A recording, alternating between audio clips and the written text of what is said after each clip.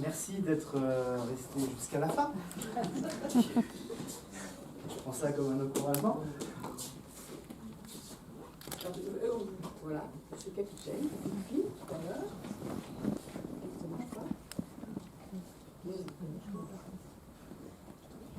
Ah voilà, là ça marche là? Ah oui ça marche. Voilà. Benjamin, vous avez demandé aux parloirs tous les deux, Elisa et Benjamin. Et Antoine. Voilà.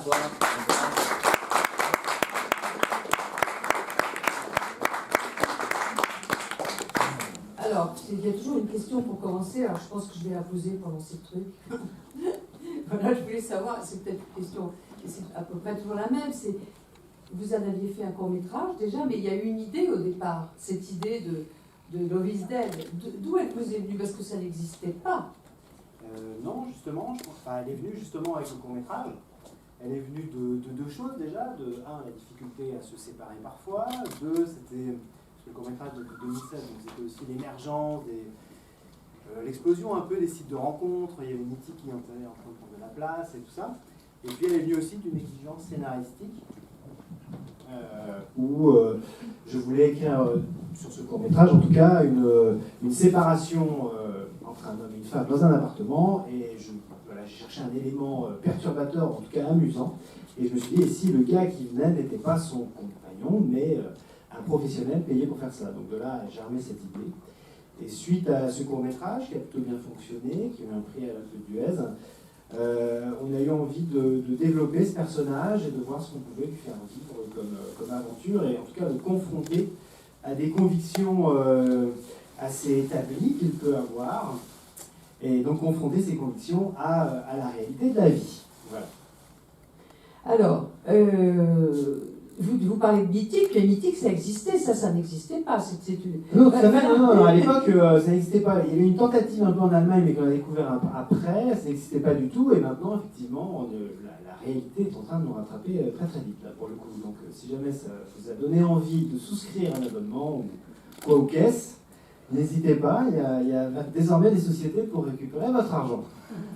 Ah, en vous délaissant de votre compagnon ou d'autres compagnon. Alors, vous faites ce film et on ne peut pas faire ce film sans acteurs. Tout à fait. Et donc, moi, je voudrais bien savoir pourquoi vous avez choisi ceux qui sont là, par exemple. Déjà parce que je les aime bien. Non, alors vraiment, oui. Pour prendre... Non, parce que c'est un couple inédit, par exemple. Tout à fait. Alors, je vais expliquer un petit peu comment ça s'est produit. Déjà, concernant Benjamin, c'est un nom qui est arrivé... Ou Honor aux dames, peut-être? Non, vas-y, je t'en prie. Ok. Concernant Benjamin, donc c'est un nom qui est arrivé très vite, on en a parlé beaucoup. Après, on s'est posé des questions sur l'âge du personnage, quel âge il fallait lui donner. Et finalement, on s'est dit que Benjamin pouvait très bien, malgré sa jeunesse, parce que on pensait à quelqu'un peut-être un peu plus expérimenté ou plus âgé. Et finalement, on s'est dit que Benjamin avait tout ce qu'il fallait pour faire ce film. Donc on s'est rencontrés, il est venu, on s'est rencontrés, on a commencé à jouer un peu les scènes, et il s'est produit ce que j'espérais. C'est-à-dire que nous, on avait écrit des dialogues assez écrits, on s'en cache pas, on avait envie que ce soit dialogué, et parfois un petit peu, et en fait, en tout cas, on voulait que le personnage soit capable d'avoir un discours qui sortait un peu de l'ordinaire. Et il fallait pour ça quelqu'un qui soit capable de s'approprier ces dialogues et de les rendre très naturels et de bouger avec. Enfin, voilà, on ne voulait pas quelque chose de sclérosé, on voulait que la comédie résiste à tout ça. Et il s'avère que Benjamin, en arrivant, a parfaitement saisi ça et avait aussi parfaitement intégré ce que je voyais, en fait. On s'était parlé un peu, ce que je voyais, moi, comme personnage, qui je voyais en Mathias Lonis. Donc ça a été une grande... une belle rencontre, quoi. C'est toujours très agréable quand d'un seul coup vous avez un comédien qui arrive et qui vous fait le truc et vous dites ok, c'est ça en fait. Voilà. C'est parce que c'était pas forcément simple au départ. Concernant Elisa, c'est tout à fait différent. Pour le rôle, donc. C'était pas évident. En tout cas, on cherchait quelqu'un de pas connu, voire de. En tout cas, de peu connu, voire de pas connu du tout. Et ça nous semblait intéressant d'avoir pour ce personnage vraiment que le personnage est vis-à-vis du spectateur, c'est cette même comment dire, alors, un gros, enfin c'est pas gros, certaine virginité cinématographique, comme ça, il y avait, je pense, une espèce de, on pouvait s'identifier peut-être plus facilement, en tout cas nous ça nous semblait important, donc on a défendu ce point de vue tout au long du casting, et donc après, voilà, on a rencontré des comédiennes pas connues, et de toutes ces comédiennes pas connues, Elisa est de loin, voilà, celle qui a vraiment le mieux capté ce personnage, qui lui a donné beaucoup de relief, tout l'humour qu'on cherchait, et en même temps, comme il ne s'agissait pas d'un rôle de fille un peu... Enfin, on ne voulait pas d'une potiche, quoi. On voulait d'une vraie femme qui allait prendre les rênes du pouvoir, et du coup, voilà, elle avait tout ça en même temps, et tout son charme, un rire aussi qui me plaisait beaucoup. Et donc, du coup, tout ça a fait qu'on a été très heureux qu'elle vienne sur le film, quoi. Et Antoine? Et quant à Antoine, eh ben, c'est simple, Antoine... Maxiche. Voilà, déjà. En fait, il s'avère que Antoine, donc la directrice de casting s'appelle Marc Koechner. Quand elle a lu le scénario et qu'elle a lu donc, ce qu'il y avait concernant le personnage d'Alan Kardec, elle m'a dit Antoine Gouy. Et donc Antoine Gouy est arrivé. Il n'avait pas eu trop le temps de bosser. Hein, ça te dit non, c'est ça parce que là, t'es arrivé, tu connaissais un peu le texte, mais on a surtout pas mal improvisé. C'est vrai, mais c'est à ta demande, non, j'avais beaucoup travaillé. Ça ne se voyait pas, ce qui est tout talent du professionnel. Et en tout cas, voilà, on a eu le temps d'improviser. Enfin voilà, moi j'aime bien passer du temps, et du coup on s'est amusé, on s'est marré autour de ce personnage. Il a amené des répliques qui ont fini dans le film. Et du coup, voilà, c'était une évidence qu'il allait rester, qu'il serait Alain Kardec dans le film. Alors, il y a le désir du réalisateur sur les acteurs, mais il y a l'inverse. Hein. Donc, on va poser la question à Elisa, pourquoi elle s'est lancée dans cette aventure? Je vous laisse le micro. Parce que... pourquoi je me suis... moi, je me suis lancée parce que déjà, on m'a choisi, que c'est quand même assez rare ce que disait Eric, à l'inverse, d'avoir quelqu'un qui prend un risque pour quelqu'un qui n'est pas connu et qui va lancer une grosse production, et de tous les côtés d'ailleurs, parce que personne n'a été frileux, ni la production, ni les distributeurs, ni ceux qui encadraient le film. Tout le monde a pris un risque, entre guillemets, de se lancer avec quelqu'un, voilà, on ne sait pas d'où elle vient, ce qu'elle fait, comment elle joue. Donc, moi, j'avais absolument qu'à dire qu'une chose, c'était oui, et y aller avec beaucoup de joie, ce que j'ai essayé de faire. Après, c'est une première expérience vraiment pour moi. Enfin, j'avais rien fait pratiquement en image avant, et du coup, j'ai pigé des trucs qui m'ont m'ont amené à d'autres endroits de compréhension du jeu, du métier, que je trouve génial.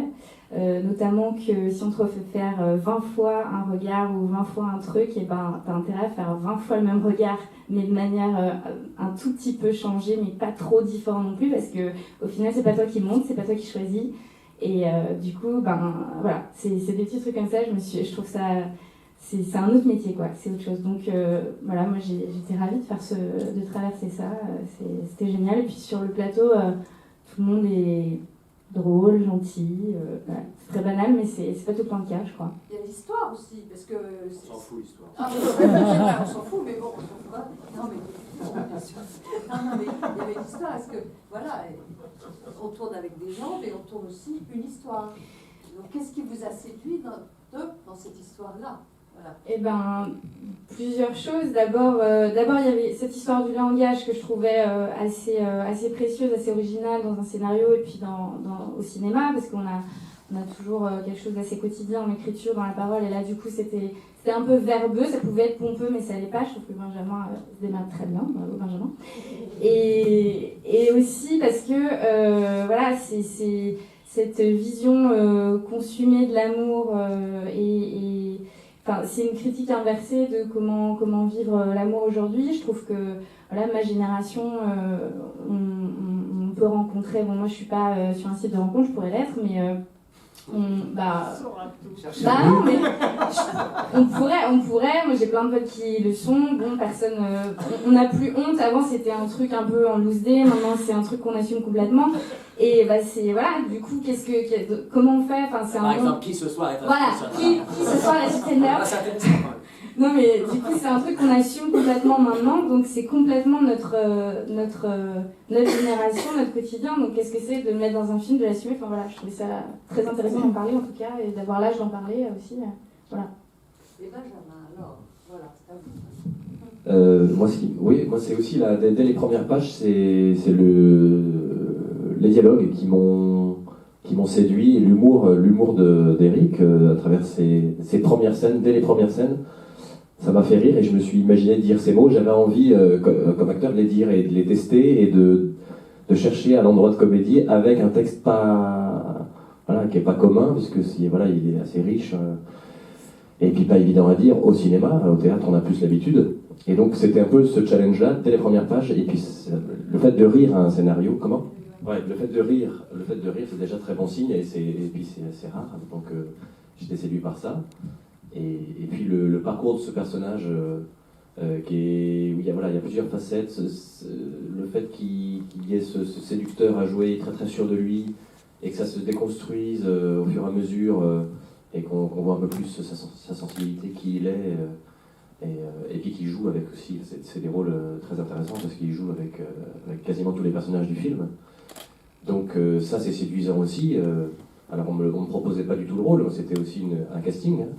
Et donc on y va toujours aussi avec du plaisir quand on a un premier rôle qui est aussi présent, avec des scènes de comédie, des scènes un peu plus dramatique, un peu plus profonde, et puis de dire ces mots-là, voilà, c'est ça qui m'a excité assez vite, et donc j'ai voulu passer les essais, rapidement je me suis manifesté pour passer les essais. Et le thème Le thème, bah oui, Oui. le thème, oui. Parce que c'est pas... Non, mais c'est pas commun comme histoire aussi, alors on se dit, ah tiens, pourquoi on n'a pas pensé à ce film avant, ça existe déjà? Ah bah non, peut-être pas, aux États-Unis peut-être, maintenant. Et donc cet univers-là aussi me plaisait, le côté un peu comédie à l'anglaise, où on a l'impression de connaître un peu, puis à la fois en France c'est assez nouveau, on voit pas tous les jours je trouve ce type de comédie, et par le thème, bah oui, ça m'a amusé assez vite aussi, que ça soit assez cynique, ça me plaît, moi c'est ça qui peut me faire rire aussi, c'est cet humour-là un peu, pas noir, mais un peu cynique, un peu dur parfois, et burlesque. C'est burlesque aussi, Ah, je oui, trouve, oui. non? Oui. Non, c'est vous qui Si, dites, si. c'est pas moi. Hein. Moi, je regarde. Oui. Burlesque, D'ailleurs, si je peux rebondir un petit peu là-dessus, parce que c'est un scénario qu'on a écrit à trois, donc voilà, et avec donc Camille Chamou et François Bégodeau, c'était un travail, d'ailleurs on a longuement travaillé sur ce scénario, parce qu'on voulait que ça tienne la route, d'une part, et puis parce que effectivement on a cherché à avoir plusieurs, après, pas réussi ou pas, ça sera un peu dans le sujet, mais en tout cas nous, ce qu'on a cherché à faire, c'est qu'il y ait à la fois de l'humour, mais parfois niché très discrètement dans des dialogues qu'on n'allait pas forcément appuyer ou surjouer, et en même temps aller jusqu'au burlesque le plus de base, hein, puisqu'on a même un gag tarte à la crème dans le film. Et moi j'aimais bien cette idée de parcourir un peu plein de formes d'humour différentes tout au long du film, quoi. Et tout en essayant d'amener le film peu à peu vers un moment plus porté sur une émotion, ou en tout cas qui nous ramènerait plus aux difficultés du personnage à vivre cette histoire de la séparation de ses parents. Le ton du film n'est pas du tout quotidien.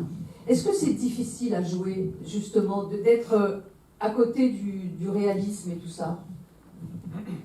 Oui, il y a une écriture très... Bonsoir. Il y a une écriture très très précise dans le scénario, mais c'est ce qui est hyper agréable pour les acteurs, quoi. C'est de s'imprégner de ce langage, voilà, et à la lecture, ça se ressentait tout de suite. Je rejoins mes camarades, c'est vrai qu'on rit, on a énormément ri à la lecture, et effectivement les dialogues en font partie. Il y a vraiment un langage très particulier, quoi. Donc c'est un super terrain de jeu, et accentué en tournage avec Oui, Eric, ça, qui nous a ouais. permis de vivre les situations, d'amener des choses. Il est très fin en direction. On a pu... Non, mais, c'est gênant de te le dire en face, mais voilà, t'es un bon metteur en scène.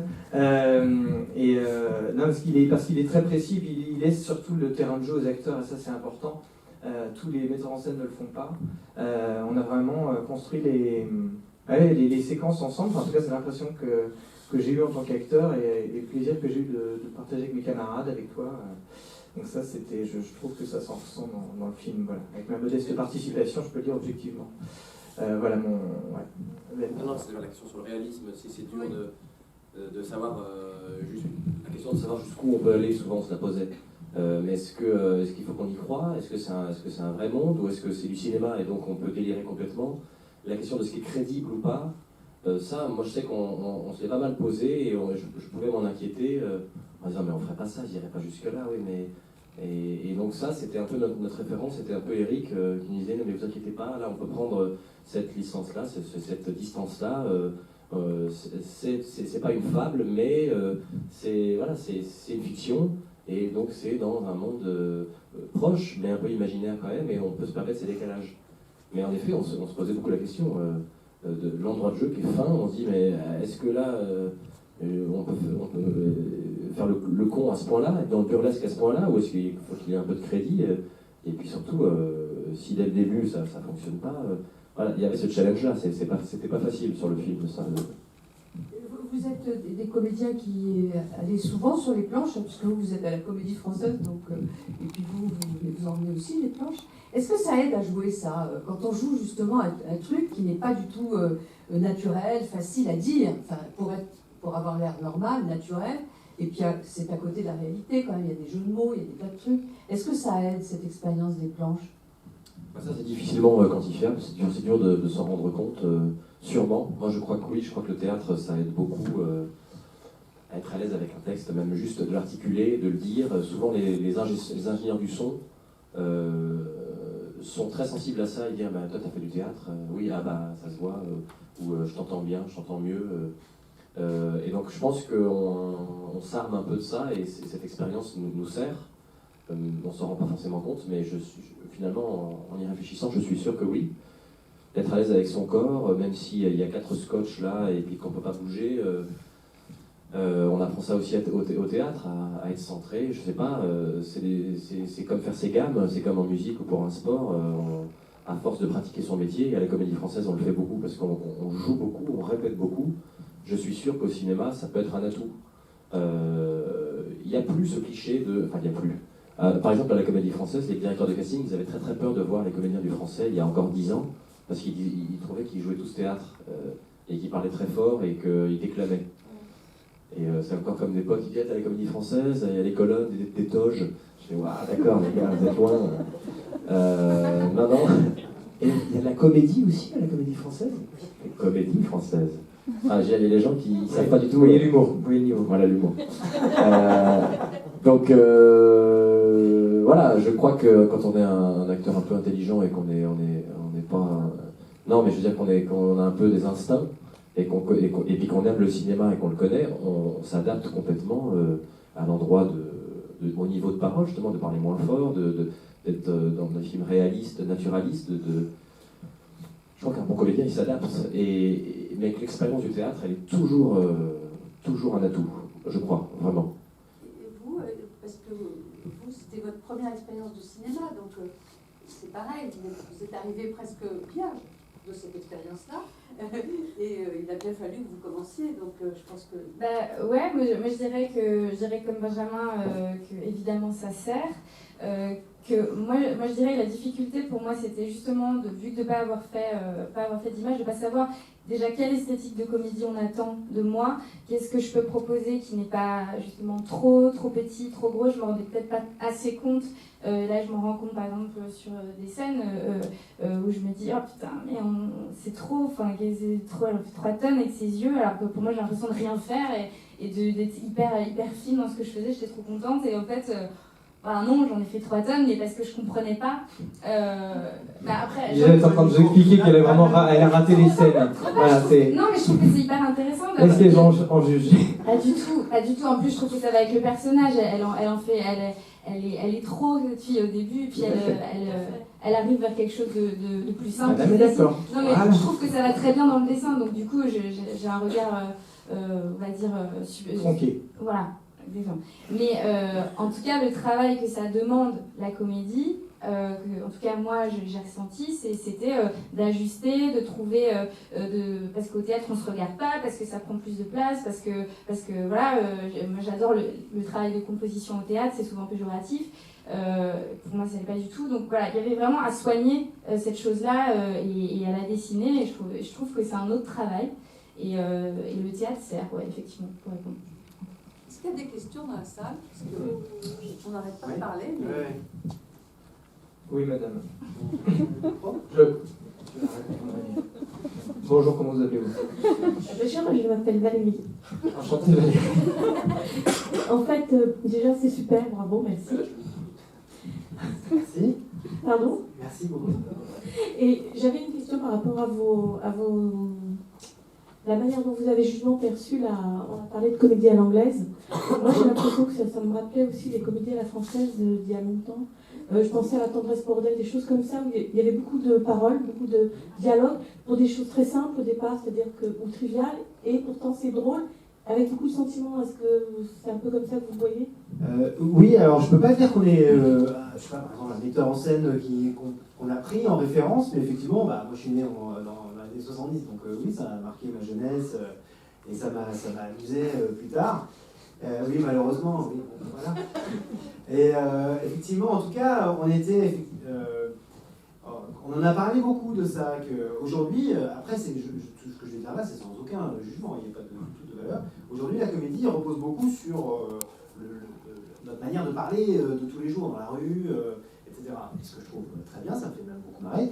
Et nous, c'était pas ce qu'on a cherché à faire, mais c'était pas, ça tombait pas du ciel, c'était parce que ce personnage-là, c'était important qu'il se définisse par le langage, parce que c'est son arme, c'est une manière pour lui de se dissocier de ses émotions aussi, et de créer une espèce de rempart entre lui et les gens qu'il doit mettre dehors, enfin, se faire sortir de leur couple. Et donc voilà, donc tout ça, ça a amené aussi ce langage-là. Mais oui, c'est effectivement, je trouve qu'à une autre époque, on écrivait des dialogues. Alors je ne me compare pas du tout, hein, vraiment, mais je trouve que chez Truffaut, par exemple, il y a souvent des phrases extrêmement bien tournées qui sont extrêmement drôles, mais elles sont, effectivement, voilà, je ne dis pas qu'on a réussi à faire ça. Sans le papier. Hein, sans qu'on sente effectivement le papier, quoi, parce que les comédiens savaient s'approprier. Bon, après, on ne parlait pas de la même façon dans la rue non plus. Hein. Et voilà, et tout ça... Blier est très particulier. Voilà, alors Blier, c'est encore autre chose. Mais je parle... enfin...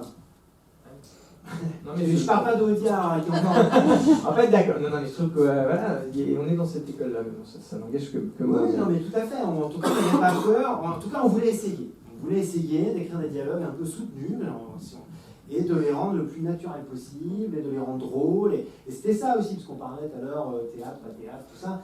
Le but, c'était aussi de garder de la dynamique dans les images, dans les plans, que ça bouge, que les gens se déplacent, qu'on ne sente pas le truc trop sclérosé. Et c'est ça surtout qu'ils ont réussi à faire et qui n'est pas facile. Alors peut-être que le théâtre les a aidés, et je le pense, mais en tout cas, ça a permis à la mise en scène de s'établir. Parce que moi, je voulais une caméra qui allait bouger, je voulais leur donner du temps pour jouer, je voulais que la caméra puisse bouger, tout ça. Tout ça n'est pas simple, tout ça c'est plein de marques par terre, et ça, particulièrement pour Elisa qui n'avait pas fait de cinéma. C'est des choses qu'il faut acquérir très vite parce que ça démarre dès le premier jour, et dès le premier jour il y a plein de petits scotch et puis il faut y aller, il faut rester naturel. Et moi j'ai été bluffé, tous les comédiens qui sont venus sur le plateau ont réussi à s'adapter à ça et à balancer et le texte et à jouer, à tenir leur personnage. Et pour Antoine, par exemple, un peu comme pour Camille, c'est des personnages qui sont un peu des petites bombes qu'on pose dans le film. Et c'était pas évident d'arriver comme ça sur le tournage. Nous, on roulait, les jours les uns après les autres. Et là, il est arrivé avec cette espèce d'énergie un peu débridée que moi je trouve vraiment bien. Ça fait du bien au film. Le film avait besoin de ça aussi. D'un côté, Mathias, il est assez polissé. Et d'un autre, on a cet Alan Karatek qui lui pète entre les mains comme une grenade. Et je trouve qu'il fait ça très bien, quoi. Voilà. Gérard Jugnot, Excusez-moi, j'ai été un peu long, si vous avez comme question. Est-ce qu'il y a d'autres questions? Oui, monsieur. Jingle. Bonsoir. Oui, deux questions à propos du scénario. À quel moment l'histoire des parents, la séparation des parents est arrivée dans l'écriture du scénario? Et il y a une chose qui manque dans l'histoire, c'est qu'est-ce qui est arrivé à votre héros pour qu'il devienne ce monstre de cynisme? Alors, je réponds d'abord au scénario, c'est arrivé assez vite. on a réfléchi aux différents types de problèmes qu'il allait pouvoir rencontrer, et on s'est dit que le plus intéressant pour nous, c'était justement que ses parents se séparent. Je trouvais que c'était un thème intéressant, parce que, évidemment, tout ça est évoqué avec le plus de légèreté possible, parce qu'on n'a pas envie de plomber cette histoire, mais on voulait parler de cette petite difficulté qu'on peut avoir, quel que soit notre âge, à voir nos parents, s'ils sont restés ensemble, se séparer. Et là, en l'occurrence, c'est toute l'ambiguïté de sa réflexion, enfin de la réflexion de Mathias Denis, c'est de savoir est-ce qu'il est malheureux, est-ce que c'est difficile pour lui de faire cette rupture parce qu'il est mandaté pour, ou est-ce qu'il est juste malheureux de voir ses parents se quitter. Donc je trouvais que ça ajoutait une touche de complexité à ses émotions, et que c'était intéressant à jouer. Et puis je trouvais que c'était marrant, il y avait un côté... il découvre ses parents, et ça, c'est ça aussi qui se passe dans le film, et je trouvais ça plutôt marrant. Donc c'est arrivé très tôt. Pour la deuxième question... Qu'est-ce qui lui est arrivé? Qu'est-ce qui lui est arrivé? Alors, c'est... en fait, pour nous, il n'est pas totalement cynique, ce personnage. Il a trouvé une solution qu'on peut juger amorale, qu'on peut juger lamentable, scandaleuse, tout ce qu'on veut, mais lui, il fait ça en fonction d'intérêts qui lui semblent nobles, à savoir la défense de l'amour vrai, contre l'amour un peu, comment dire... oui, l'amour un petit peu... merde, je trouve qui s'arrange. Je sais pas, j'ai enrobé des trucs pendant que tu cherches. Voilà. Contre un amour qui serait un peu faiblard, qui serait en perte de vitesse, qui serait un amour de confiance, ou voire même des fois juste pour préserver un équilibre financier, parce que des fois c'est pas facile de se... Par défaut, dit Benjamin. Un amour par défaut. Un amour par défaut, voilà. Et donc du coup, lui, il a vraiment l'intention d'offrir aux gens une nouvelle forme de liberté. Et c'est, comme souvent ça peut arriver, c'est-à-dire des idées qui peuvent être considérées comme néfastes viennent d'une bonne intention au départ. Mais lui, il y va dans une bonne intention, et quand il dit au départ on pourra aider beaucoup plus de gens, il le pense vraiment. Et c'est ça qui m'a... Enfin, moi j'aimais bien cette idée-là, quoi. Et donc il n'est pas venu par cynisme, il est venu plutôt parce qu'il a vécu jeune. On fait référence à une histoire qu'il a vécue enfant avec quelqu'un en CE1, et il dit ça, il dit que c'était une belle expérience, c'est là qu'il a... Après, on n'a pas raconté ça dans ce film, mais l'histoire qu'on s'est faite autour de ça, c'est que souvent les enfants délèguent, donnent mission, soit pour dire tu vas lui dire que je suis amoureux et que ou soit va lui dire que je casse. En 71, enfin en 74, on disait casser. Et voilà, et donc du coup, il est resté un peu là-dessus, et il s'est dit, et si on menait ça, et si on faisait de ça une vraie activité professionnelle? Autre question. Monsieur. Là, c'est vraiment le background du scénario. Justement, on vient d'avoir le point de vue du personnage, et je pense que ce serait intéressant d'avoir le point de vue donc, de Benjamin sur le personnage, comment il le trouve, s'il le trouve juste, moral, ou finalement pas du tout. Une très bonne question. Oui, d'ailleurs, je vais m'asseoir pour les...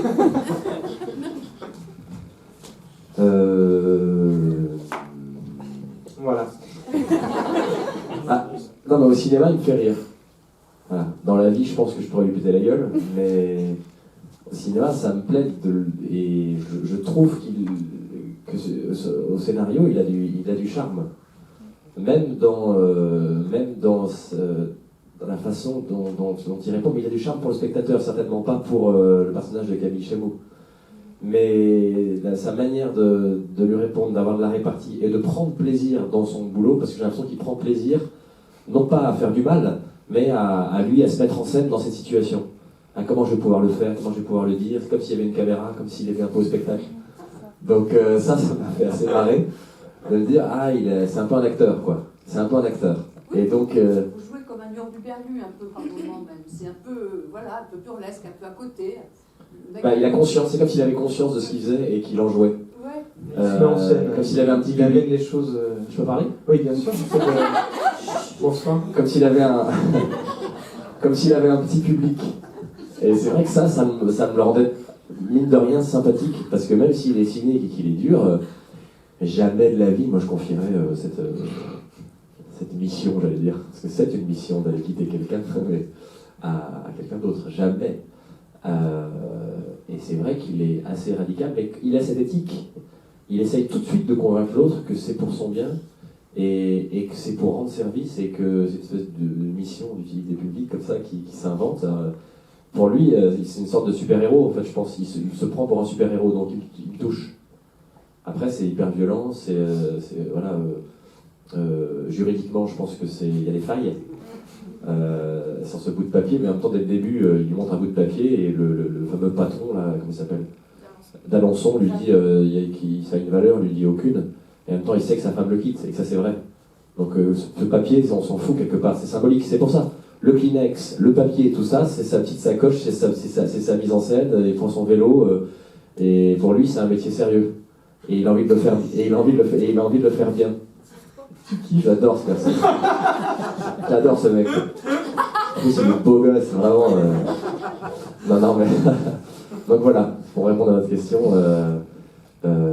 j'ai du mal enfin, oui, il est un peu atroce, mais. C'est pas qu'on l'excuse, on va pas le mettre au palais de justice, mais. Voilà. Je sais plus ce que je racontais. Question. Oui. Et c'est vraiment très haut. J'ai 4 fauteuils à traverser. Et attention. Ok. Ouais. Très simple. Pourquoi Brigitte Rouen? Et bien sûr Brigitte Rouen, mais est-ce que vous pouvez nous expliquer ce choix? Oui. Oui, bien sûr. Brigitte Rouen, elle a eu des périodes de sa vie où elle tournait plus ou moins, elle tournait plutôt des films qu'elle réalisait, des moments où elle revenait à la comédie. Et là, ces derniers temps, elle revenait à la comédie, puisqu'on l'a vu dans Les Combattants notamment, où elle jouait un rôle vraiment exceptionnel. Et donc voilà, c'est toujours pareil en fait ce qui se passe. On travaille avec une directrice de casting, on pense, moi j'avais pensé à des noms et tout ça, elle m'a évoqué Brigitte Rouen que je venais de voir en plus dans Les Combattants, je me dis bah ouais, super idée quoi. Super idée. Parce que voilà, elle a ce côté à la fois énergique et en même temps un peu éliminée, quoi. Enfin, on va dire, elle peut jouer ça, j'ai pas galère, je dis, elle peut jouer ça assez facilement. Elle a ce côté un peu. Et je trouve que d'ailleurs, ça crée une. Et je trouve que ce qu'elle pouvait faire et ce qu'elle pouvait incarner pour le rôle de la mère, créer un lien justement assez fort avec le personnage de Mathias, qui lui aussi s'est quand même inventé une vie, quoi. Donc du coup, je trouve qu'il y a un vrai lien de parenté. Et donc je trouvais que ça matchait parfaitement. Voilà. Ma grand-mère ressemble à Brigitte d'ailleurs.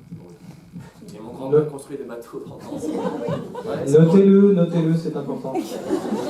Pas dans le jardin, mais dans un hangar, c'est drôle. D'autres questions sur les grands-parents de Benjamin, peut-être? Joseph et Jacques. On va les appeler, on les appelle d'ailleurs, c'est parti. Avez-vous d'autres questions? Je voudrais juste en poser peut-être une dernière, c'est que quand on regarde souvent maintenant les comédies, il y a beaucoup de comédies où on a l'impression qu'elles ont été tournées avec des iPhones parce que c'est à la mode, on fait des trucs comme ça. Et vous, votre film, on le regarde et on est au cinéma. Je sais pas, vous voyez, les plans sont, l'image est belle, on sent que chaque plan a été réfléchi, que vous avez réfléchi à la caméra. Enfin, on est au cinéma, voilà. Juste un mot là-dessus sur le... Non, mais c'est vrai, il faut le dire parce que. Oui, mais après, chaque film aussi amène. Non, mais il y a un style, voilà. On a essayé d'y mettre un petit style. On a essayé effectivement de faire en sorte que, oui, que les plans soient réfléchis. On a essayé en fait. Toute la difficulté de la comédie, c'est qu'est-ce qui compte, ce qui compte, c'est que les comédiens aient l'espace de jeu et que la technique ne vienne pas tellement entraver l'humour et voilà. Donc tout l'enjeu, c'est de réussir avec le chef opérateur, ou Lucas Lecomte, à mettre en place un dispositif où nous, on aurait des cadres, des lumières qui seraient, en tout cas, pour nous, signifiantes, qui auraient du sens, qui auraient un certain esthétisme, tout en leur donnant une certaine liberté. C'est pour ça que la caméra bougeait beaucoup, ça ne voulait pas dire qu'on allait faire que des plans séquences, au contraire, mais en tout cas, ça nous permettait d'avoir sur une même prise à la fois un plan large, un gros plan, etc. Et ça permettait ensuite au montage de jongler avec tout ça d'une prise à l'autre. Mais ça impliquait de la part des comédiens et de la technique beaucoup de maîtrise. Pour le pointeur, par exemple, c'était un peu compliqué tout ça. Donc voilà. Mais oui, on a essayé assez tôt de construire, d'élaborer un tout, que ce soit dans les couleurs, Voilà, les couleurs. sur des personnages, des costumes. Très coloré comme une BD un peu. Ouais, Voilà. oui. Mais on ne voulait pas tomber non plus dans le non, flashy. Voilà. Ça se enfin voilà, un Le langage. Passurex, quoi. Voilà. Non, on voulait qu'il y ait un quota, on est même plutôt, pour les comédies, on est même plutôt en deçà du quota lumineux habituel. Hein. Il y avait une dernière question. C'est quoi, à vous tous, vos projets futurs ou en train d'être faits? Antoine commence. C'est long. Non, j'ai plusieurs films qui vont sortir, donc je vais commencer un peu de promo. Mais voilà, on verra dans les mois qui vont suivre. Notamment Les Enfants de la Chance de Malik Shiban, qui sera une semaine après nous. Et puis d'autres films à la fin de l'année, au début de l'année prochaine. Mais je suis en train de tourner la saison 2 d'Au service de la France pour Arte. Voilà. Moi, je suis plutôt au théâtre, donc je tourne 2 spectacles avec ma compagnie. J'en crée un 3e que je vais commencer 2017, donc voilà, c'est plutôt du théâtre. Et j'ai commencé un pilote de série, donc je ne sais pas du tout ce que ça va donner. Voilà, pour les actus. La comédie française, ça prend beaucoup de temps. Et puis, je sais déjà ce que je fais jusqu'au mois de septembre. On sait à l'avance pas mal nos projets. Moi, j'ai un spectacle qui commence le 23, d'ailleurs le même jour que la sortie du film. Je m'appelle Mathias dans ma pièce de théâtre, c'est drôle. Voilà. C'est la ronde de Schnitzler, de Arthur Schnitzler. Vous y allez? Ah ben, on s'y verra. Ah ben, écoutez. Et moi donc.